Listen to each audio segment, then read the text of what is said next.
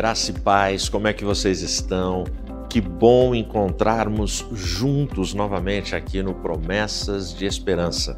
É sempre bom a sua companhia e podermos refletir na Palavra de Deus. Nesta oportunidade, nesse episódio, a gente vai falar sobre o seguinte tema: como pode ser estas coisas? É uma pergunta. Como que estas coisas podem acontecer? Como elas podem ser? Legal? Antes da nossa vinheta, não esquece, deixa o seu like, seu comentário é muito importante, ajuda muito a gente, entendeu? Se você tiver algum questionamento, um comentário, um pedido, pode abusar aí da área de comentários, deixa o seu like e compartilha essa transmissão, compartilha esse link, para que mais pessoas possam ser alcançadas por esse conteúdo tão rico, tão precioso da Palavra de Deus. Legal? Fica aí com a nossa vinheta, na sequência a gente volta para falar um pouco sobre o Evangelho.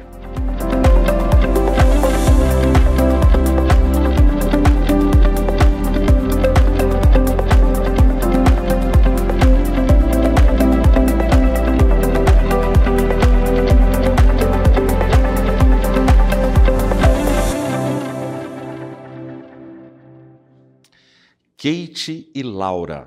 Grava o nome destas duas garotas. Entre 2010 e 2014, mais ou menos, elas tiveram duas viagens solo e estas viagens entraram para a história.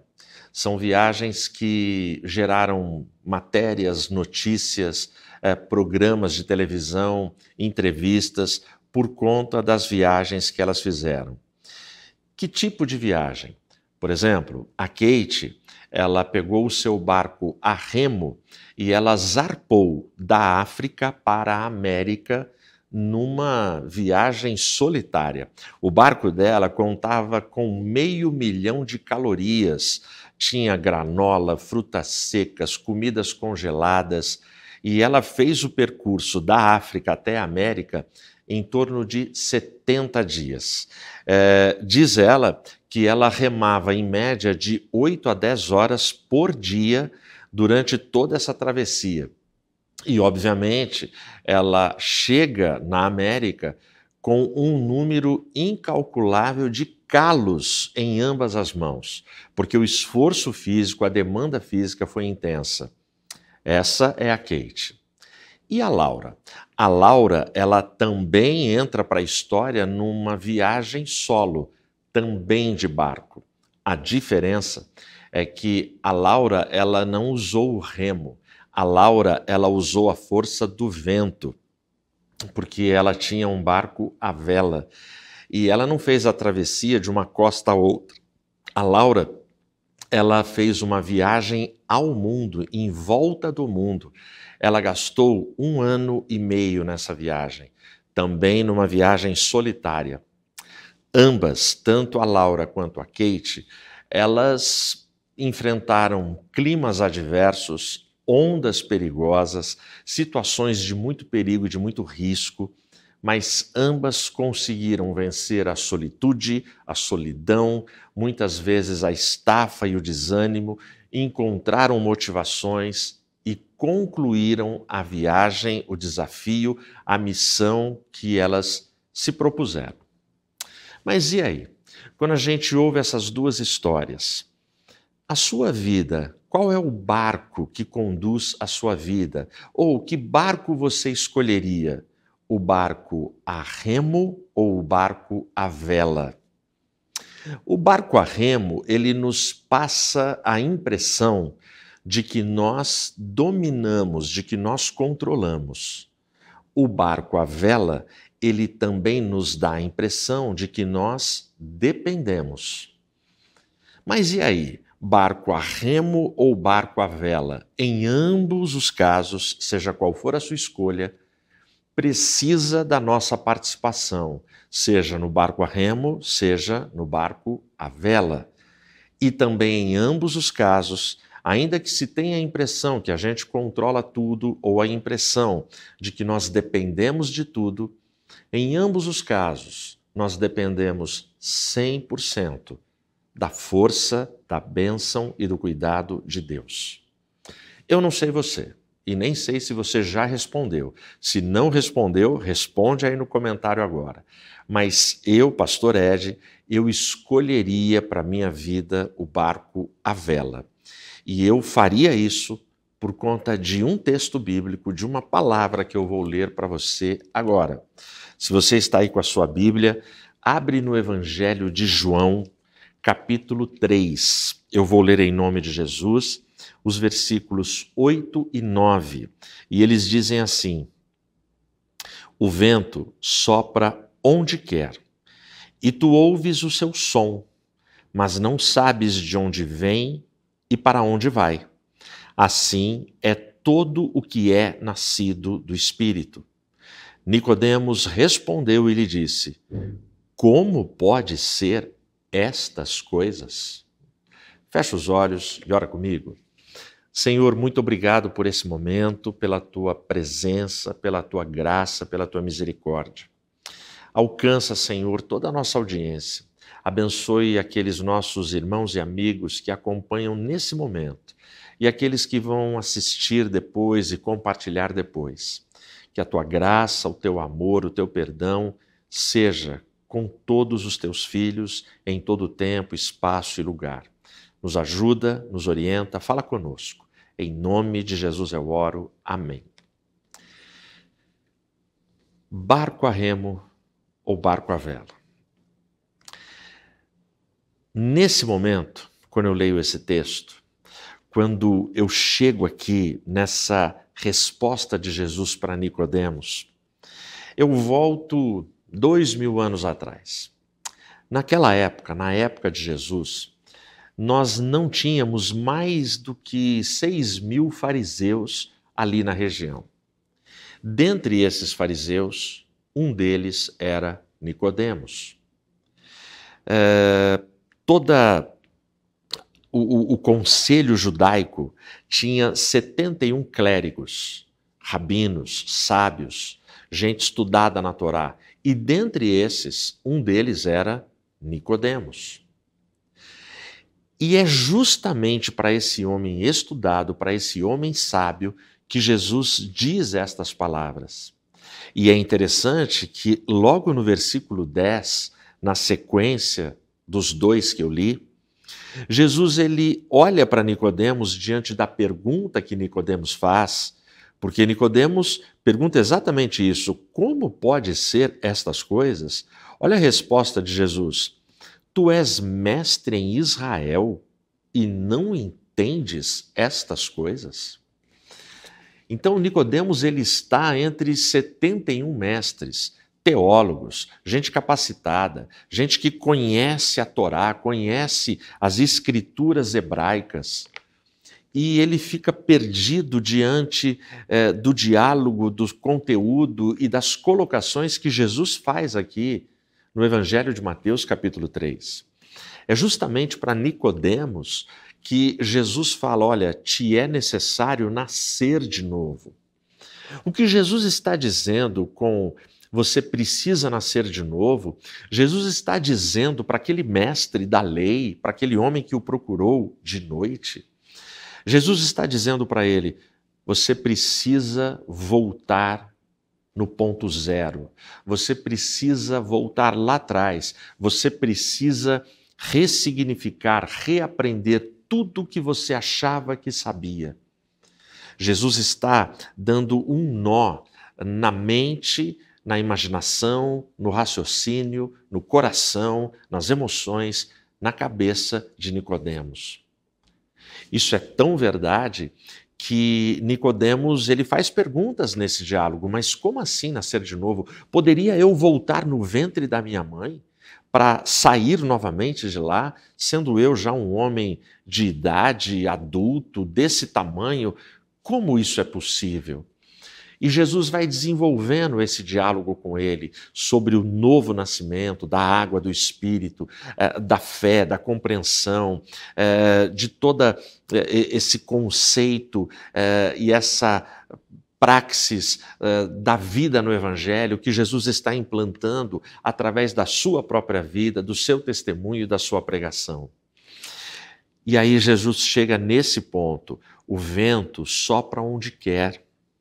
E você, Nicodemos, ouve o seu som, mas você não sabe de onde vem, para onde vai, e assim é todo o que é nascido do Espírito. A gente tem algumas lições aqui nesse versículo 8, quando Jesus diz: o vento sopra onde quer. Jesus está afirmando para aquele homem que foi falar com ele, procurou ele para um diálogo. Jesus está afirmando para ele: a soberania pertence unicamente a Deus. E a imagem do vento, ela é poderosa. Ela é poderosa porque o vento é uma força incontrolável. O vento é uma força que a gente não consegue armazenar, capturar, a gente não consegue. O vento é uma força que produz potência, produz energia, produz destruição, traz alívio. O vento, ele segue o seu caminho misterioso. O vento sopra onde quer. Isto significa que o vento sopra muitas vezes, talvez na infinita maioria das vezes, sopra onde eu não quero, sopra onde você não quer. Quantas vezes nós nos colocamos em oração, nos colocamos em campanhas de oração, nós fazemos os nossos votos, mas nós determinamos para Deus exatamente o que a gente quer. A gente meio que desenha um mapa, escreve uma receita, coloca ali pontos das nossas necessidades e colocamos no altar de Deus e queremos que Ele haja e reaja para que aquilo aconteça. A gente quer o vento na intensidade, na força, que nos agrada e que a gente consiga controlar. E aí Jesus, ele, para um doutor da lei, para um mestre da lei, para um homem que o procura legitimamente, humildemente, ele olha e diz: o vento sopra onde quer. Ou seja, a soberania pertence unicamente a Deus. Aí o texto continua, e na continuação do texto vem: e tu ouves o seu som. A voz é de Deus. O vento sopra onde quer. Mas o vento, ele não é independente. O vento, ele não tem vontade própria. Você ouve o seu som, o som do vento. Isso me lembra algo que é muito caro, algo que é muito íntimo, algo que nós temos a nossa fé construída em grande parte nesse texto de Atos dos Apóstolos. De repente, ouviu-se ali no cenáculo o som como que de um vento veemente e impetuoso, e toda a casa foi enchida pela presença do Espírito Santo que foi derramado, e foram vistas línguas repartidas como que de fogo, línguas que pousaram sobre cada um daqueles 120 que estavam ali.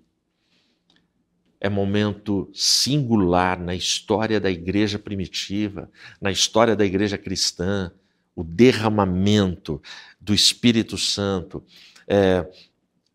capacitando, fortalecendo, dando novo sentido para aquela comunidade nascente, aquela comunidade que aguardava no Cristo, que aguardava a orientação, aguardava o poder que ele tinha dito: olha, ide em Jerusalém e ficai lá, até que do alto sejais revestidos de poder. Quem comanda tudo isso? João Batista vai dizer para a audiência dele: aquele que vem após mim, eu não sou digno de desatar, de amarrar, de colocar as suas sandálias. Ele é infinitamente mais poderoso, ele é infinitamente mais santo, mais glorioso, ele é perfeito. Eu batizo com água, mas ele vos batizará com o Espírito Santo e com fogo. Portanto, o vento sopra onde quer. Soberania de Deus. E ouves o seu som. Quem comanda esse som? Que voz é essa? Qual é a voz que fala para o vento? Cessa, para, acalma-te, e tudo se acalma. Que voz é essa? É a voz poderosa do nosso Deus. Então, como pode ser estas coisas? Estas coisas, elas só podem ser quando nós compreendemos, quando nós nos submetemos à soberania de Deus. Quando nós procuramos em oração ouvirmos a voz de Deus. Sabia disso? Sabia que a prática da oração, o exercício da oração, não é somente pedir, pedir, pedir, falar, falar, falar. Existem momentos que nós precisamos curvar os nossos joelhos, procurar o nosso lugar secreto de oração e também ficarmos em silêncio. Ficarmos em silêncio clamando a Deus, Senhor, fala. Fala comigo, eu preciso te ouvir, eu preciso ouvir a tua orientação, eu preciso ouvir a tua vontade, ouvir o teu querer, eu preciso disso. Aí, o versículo segue. O versículo 8, ele, na sequência do tu ouves o seu som, ele diz, mas não sabes de onde vem e para onde vai. Eu confio na soberania, a voz é de Deus, e nesta expressão do versículo, não sabe de onde vem, para onde vai, eu preciso me curvar e admitir, a direção é de Deus.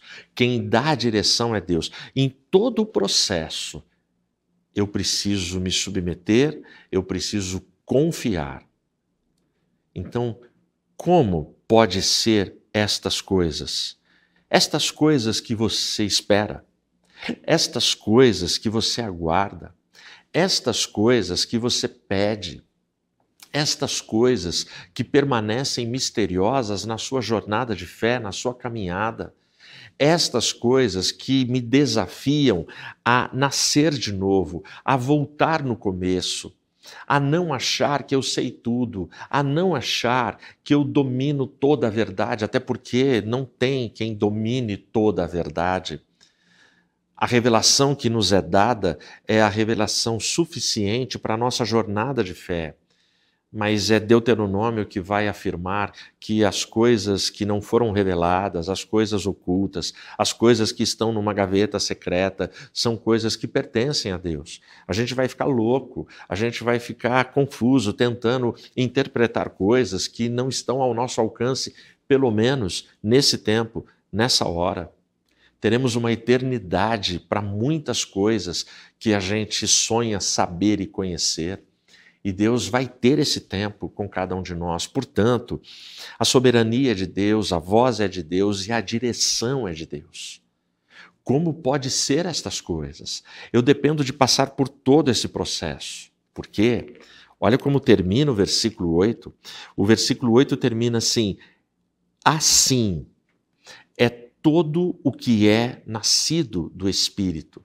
Então a pergunta que Nicodemos faz no versículo 9, como pode ser estas coisas? Ora, estas coisas que Nicodemos não entende, que Nicodemos não compreende, que para ele foi uma novidade revolucionária que Jesus acabou de falar no diálogo, Jesus está respondendo no versículo anterior. Quando ele faz a pergunta, ele não compreende o que Jesus diz no versículo 8. Tudo isso é para aqueles que são nascidos de novo. Ou seja, o processo para compreendermos coisas no reino vai muito além dos bancos de uma faculdade de teologia. O processo vai muito além de um pós-doutorado, de um mestrado. O processo vai além da capacidade que eu tenha de fazer 5 faculdades, de aprender 10 idiomas, vai muito além. O processo, ele tem um nome, é o nome da humildade. Eu preciso nascer de novo, eu preciso voltar às origens, eu preciso voltar à base, eu preciso voltar àquilo que o Espírito vai dizer às igrejas do Apocalipse, especificamente à igreja de Éfeso. Tenho contra ti que abandonaste o teu primeiro amor, volta à prática das primeiras obras. porque eu te amo, porque eu tenho cuidado de ti, porque eu quero estar contigo. Portanto, o texto bíblico, ele está dizendo isso para mim. E quando Jesus chega no 10, eu vou repetir para você, a pergunta que ele faz para Nicodemos é a pergunta que ele faz para a gente. Tu és mestre em Israel e não entendes estas coisas? Quanta gente nas nossas igrejas, quanta gente lutando com a falta de resposta, com a falta de alvo, de meta, com frustrações na jornada da fé, porque não compreende o que está acontecendo com a sua vida. Talvez, se nós não gastássemos tanta energia na busca dessas respostas, mas em procurarmos nascer de novo, aquela fé pura, aquele amor verdadeiro, a confiança na soberania dele, na voz dele, na direção dele, pode ser que a gente comece a ter respostas e bênçãos inimagináveis. Para a gente concluir, eu deixo para você um pensamento que eu vou parafrasear em cima desse texto do Evangelho de João, capítulo 3. O pessimista reclama dos ventos. O otimista espera que os ventos mudem, mas o nascido de novo, ele ajusta as velas. E é por isso que eu faço a opção do barco à vela. É por isso que eu tenho orado a Deus para que a minha vida, ao lado da minha família, da igreja que eu pastoreio, das pessoas que estão em volta de mim, que as nossas vidas, elas sejam vidas que procurem ajustar as velas. Porque aí a força que nos impulsionará, a força que nos levará ao nosso destino, à nossa missão, é justamente a força invencível do vento do Espírito Santo que sopra onde quer.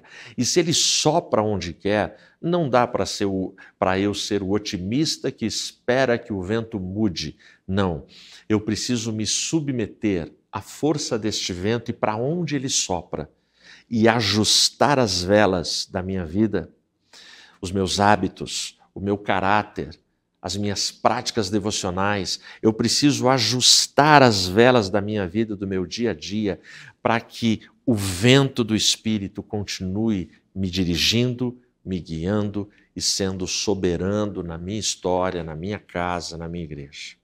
Amém? Que Deus abençoe você. Que Deus cuide também da sua jornada e da sua história, em nome de Jesus. Amém.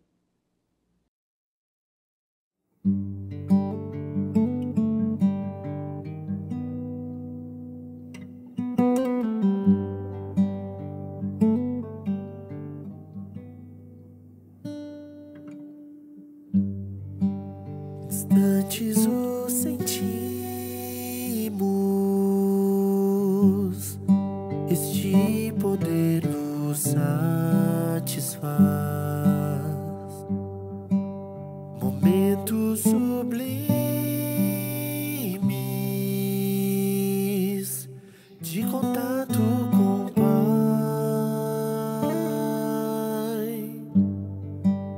e cheios do Espírito, com fogo em nossos corações.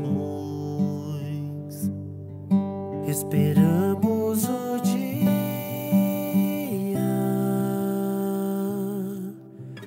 de uma eterna união.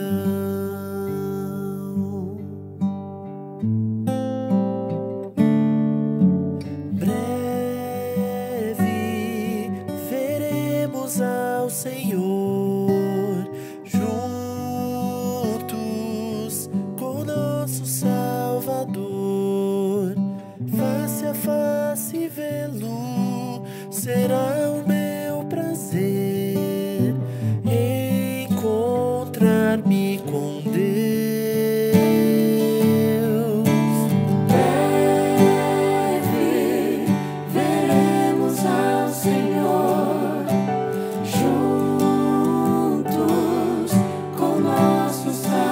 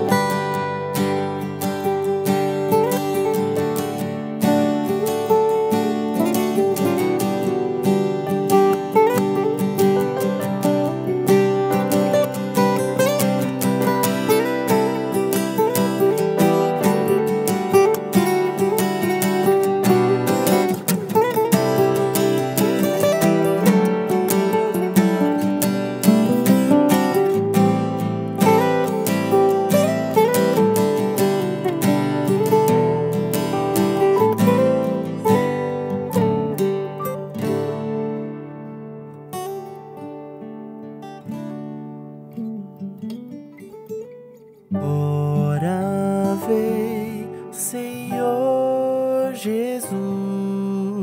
Ora vem, Senhor Jesus. Ora vem, Senhor Jesus. Ora vem, Senhor Jesus.